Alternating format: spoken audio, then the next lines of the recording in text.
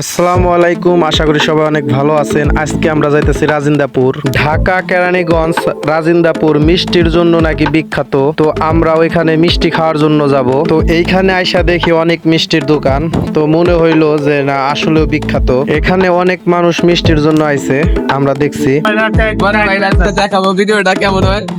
আমরা খাওয়া দাওয়া সবাই আমাদের লগে থাকেন, আমরা খাওয়া দাওয়া করে কেমন হয় চলেন গাইস।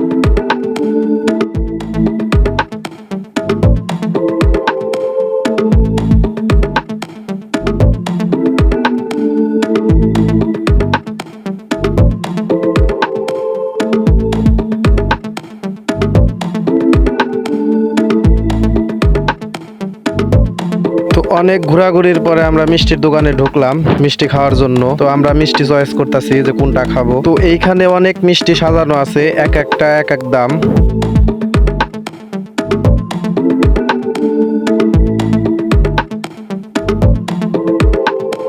তো অবশেষে আমরা মিষ্টি নিয়ে খাওয়া শুরু করছি। সাদা মিষ্টিগুলো অনেক ভালো, কালা মিষ্টিগুলো খুবই বাজে। কালা মিষ্টিগুলো একদমই ভালো না। তো এখানে আসলে সাদা মিষ্টিগুলা খাইবেন। লাল মিষ্টি আছে চমচম, তো ওইটাও খাইতে পারেন, ওইটাও অনেক ভালো। কিন্তু কালা মিষ্টিগুলা খুবই বাজে, কালা মিষ্টিগুলা না খাওয়াই ভালো।